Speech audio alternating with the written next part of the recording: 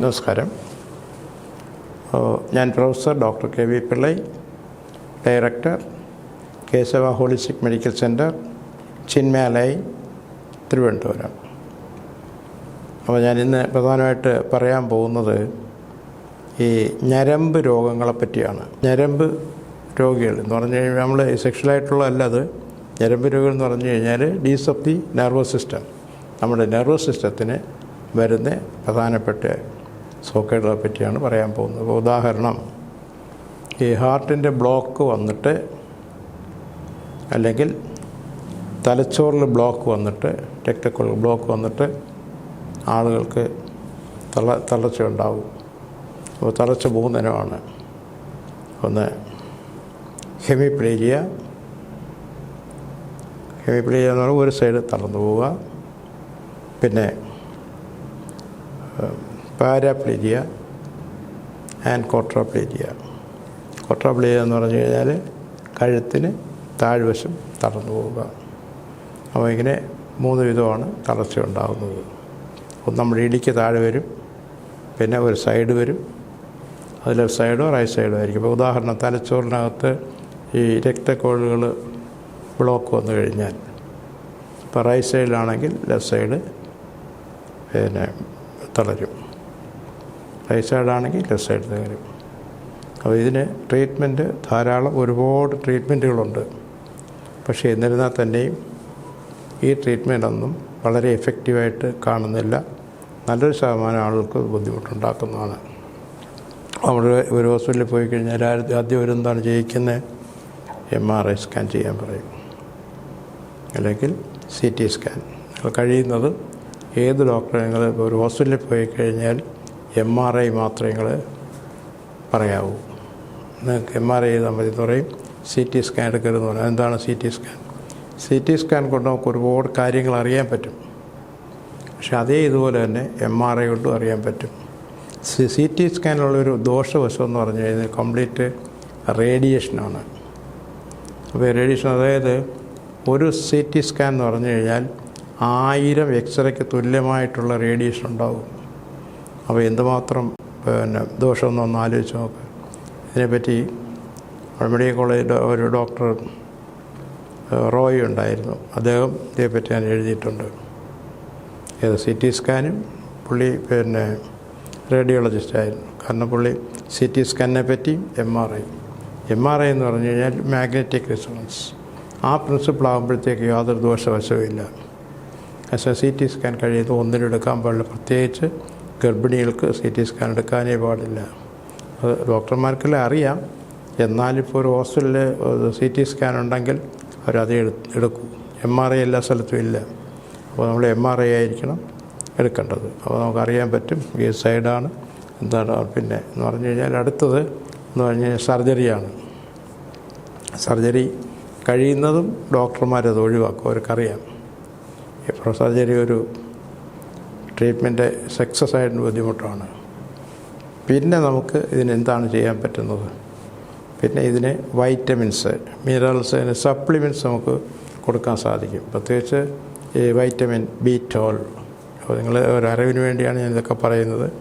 പിന്നെ vitamin C നമുക്ക് ഇഷ്ടം പോലെ, നമ്മൾ ഫ്രൂട്ട്സിനകത്ത് ഇഷ്ടം പോലെ കിട്ടും. ഇപ്പോൾ ഉദാഹരണം, നാരങ്ങ എന്ന് പറഞ്ഞു കഴിഞ്ഞാൽ നിറച്ച് വൈറ്റമിൻ C ആണ്. പേരയ്ക്ക വൈറ്റമിൻ C ഇഷ്ടം പോലെയുണ്ട്. പിന്നെ അതുപോലെ നെല്ലിക്ക റിച്ച് വൈറ്റമിൻസാണ്. പിന്നെ നമുക്കിൻ്റെ സപ്ലിമെൻറ്റ്സ് നമുക്ക് മാർക്കറ്റിൽ വാങ്ങിക്കാൻ കിട്ടും. മെഡിക്കൽ സ്റ്റോറിൽ നിങ്ങൾ എല്ലാ ദിവസവും ഈ ഒരു വൈറ്റമിൻ C ഗുളിക ഒരെണ്ണം കഴിക്കണം. അത് എല്ലാത്തിനും നല്ലതാണ്. പ്രതിരോധ ശക്തിക്കും നമ്മുടെ ബോഡിയുടെ എല്ലാ ഫങ്ഷനും നല്ലതാണത്. പക്ഷേ എല്ലാ ദിവസവും ആളുകൾ ഫ്രൂട്ട്സ് കഴിക്കുന്നില്ല. ഇപ്പോൾ ആളുകളെല്ലാം നോൺ വെജിയാണ് കഴിക്കുന്നത്. അതിനകത്ത് ഒന്നും കിട്ടാനില്ല. അത് നമ്മൾ പറയുന്നത് ജങ്ക് ഫുഡെന്നാണ്. അപ്പോൾ നമ്മുടെ സബ്ജക്റ്റ് എന്ന് പറഞ്ഞു കഴിഞ്ഞാൽ ഈ ഞരമ്പിൻ്റെ തളർച്ചയാണ്. പിന്നെ അടുത്ത് വരുന്ന ഞരമ്പ് രോഗം എന്ന് പറഞ്ഞു കഴിഞ്ഞാൽ ഡയബറ്റീസ്. ഇപ്പോൾ ഡയബറ്റീസ് ഇല്ലാത്ത ആളുകൾ വളരെ ചുരുക്കമാണ്, പ്രത്യേകിച്ച് കേരളത്തിൽ. പണ്ട് ഇത് പാരമ്പര്യമായിട്ട് വരുന്നതാണ്. പണ്ട് പറഞ്ഞിരിക്കുന്നത് ഡയബറ്റീസ് എന്ന് പറഞ്ഞാൽ റിച്ച് മാൻ ഡിസീസ് എന്നാണ്. ഇപ്പോൾ ഇത് എല്ലാവർക്കും ഉണ്ടാകുന്നതാണ്. മറ്റേതെന്ന് പറഞ്ഞാൽ വലിയ എക്സസൈസ് ഇല്ല, അമിതമായിട്ടുള്ള ഫുഡ് ഇതൊക്കെ കഴിക്കുന്നതുകൊണ്ടാണ് റിച്ച് മാൻ ഡിസീസ് എന്ന് പറഞ്ഞുകൊണ്ടിരുന്നത്. ഇപ്പോൾ എല്ലാ ആൾക്കും ഉണ്ടാകുന്നതാണിത്. അപ്പോൾ നമുക്ക് ഞരമ്പ് രോഗത്തിനെ പറ്റി ഇപ്പം ഡയബറ്റിസ് വരുന്നവർക്ക് അതിന് പറയുന്നത് ഡയബറ്റിക് ന്യൂറോപ്പതി. ഈ ഡയബറ്റിക് ന്യൂറോപ്പതി ഉള്ളത് നമുക്ക് അറിയാനേ പറ്റില്ല. ഡയബറ്റിക് ന്യൂറോപ്പതി ഇല്ലെങ്കിൽ തന്നെയും നമ്മൾ സാധാരണ ആൾക്കൊരു ഞരമ്പിന് തളർച്ചയുണ്ടാകും. അപ്പോൾ എൻ്റെ അടുത്ത് പേഷ്യൻസ് വന്നു കഴിഞ്ഞാൽ ആദ്യം ഞാൻ ചെയ്യുന്നതാണ് ഡയബറ്റിക് പേഷ്യൻ അല്ലെങ്കിൽ ഏത് പേഷ്യൻസ് വന്നു കഴിഞ്ഞാലും അവരുടെ ഞരമ്പ് നോക്കും. അതിനുള്ള മെഷീൻസ് ഉണ്ട്. അപ്പോൾ അതിൽ എന്തുമാത്രം മരവിപ്പ് ബോഡിക്കുണ്ടെന്നുള്ള അറിയാൻ പറ്റും. സമയം ബോഡിക്ക് വളരെ കുറവായിരിക്കും, നമ്മുടെ കാലിനായിരിക്കും കൂടുതലായിട്ട് വരുന്നത്. പ്രത്യേകിച്ച് ഈ നമ്മുടെ ഹാർട്ടിൽ നിന്ന് ദൂരോട്ടുള്ള അവയവങ്ങൾ, ഏറ്റവും ദൂരോട്ടുള്ളതെന്ന് പറഞ്ഞു കഴിഞ്ഞാൽ കൈയും പിന്നെ ഉള്ളത് കാലുമാണ്. അപ്പോൾ പല കാരണങ്ങൾ കൊണ്ട് വരും. അത് വേരിക്കോസ് വെയിൻ ഉണ്ടെങ്കിൽ വരാം, ഡയബറ്റിക് ന്യൂറോപ്പതി വരാം, അത് മറ്റു പല കാരണങ്ങളും വരാം. അപ്പോൾ നമ്മൾ ആദ്യം ചെയ്യേണ്ടത് ഇതാണ്.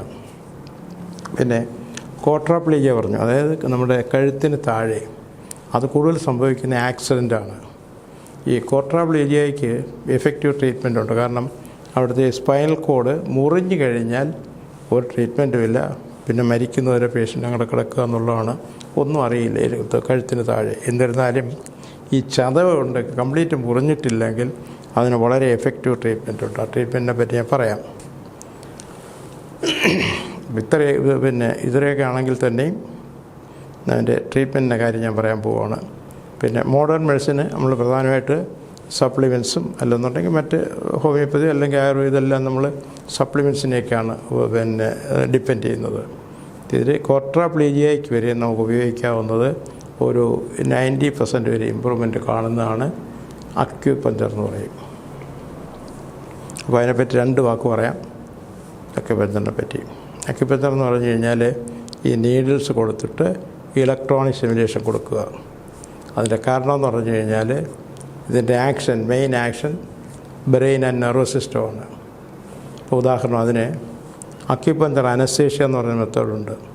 നീഡിൽ കൊടുത്തിട്ട് നമുക്ക് പേഷ്യൻറ്റിനെ സർജറി ചെയ്യാൻ സാധിക്കും. The patient is conscious through out the surgery but doesn't feel the pain. അപ്പോൾ ഞാൻ പറയുന്നത് നമ്മുടെ ഇവിടുത്തെ ഡോക്ടേഴ്സ് നല്ലൊരു ശതമാനം ഇതിൽ വിശ്വസിക്കുന്നില്ല. പിന്നെ കുറച്ചാളുകളാണ് പഠിക്കുന്നത്. അതും സയൻറ്റിഫിക്കായിട്ടുള്ള പഠിത്തമല്ല. എന്തെങ്കിലും പഠിച്ചിട്ട് അക്യുപഞ്ചർ ചെയ്യുന്നു എന്ന് പറയും. അക്യുപഞ്ചർ ചെയ്യണമെന്നുണ്ടെങ്കിൽ ആ ഡോക്ടർക്ക് ഒരു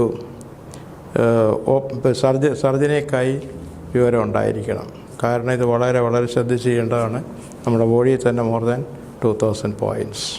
അപ്പോൾ ഈ അക്യുപഞ്ചർ കൊടുത്തു കഴിഞ്ഞാൽ ഹെമിപ്ലേജിയ, പാരാപ്ലേജിയ, ക്വാഡ്രിപ്ലീജിയയ്ക്ക് നല്ലൊരു ശതമാനം ഇമ്പ്രൂവ്മെൻ്റ് ഉണ്ടാകും. പക്ഷേ ഇത് ചെയ്യുന്നത് തന്നെ ഒരു ക്വാളിഫൈഡ് ആയിട്ടുള്ള ഡോക്ടറെ കൊണ്ടുവേണം.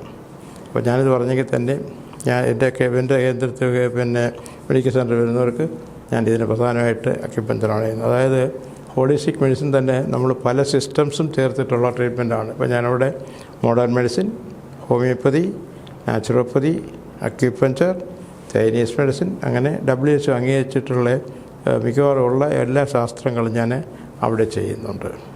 അപ്പോൾ ഇത് നമുക്ക് പ്രാക്ടിക്കൽ നോളജ് ഇല്ലാതെ നമ്മൾ വെറുതെ പറഞ്ഞിട്ട് കാര്യമില്ല. പിന്നെ സപ്ലിമെൻറ്റ്സ് കൊടുക്കും. അപ്പോൾ നമ്മളെ ഞരമ്പിനെ പറ്റി പറഞ്ഞു. ഇനി ഞാൻ ഇതൊക്കെ പ്രധാനമായിട്ട് പറഞ്ഞെങ്കിൽ തന്നെ ഞാൻ പ്രധാനമായിട്ട് ചെയ്യുന്നത്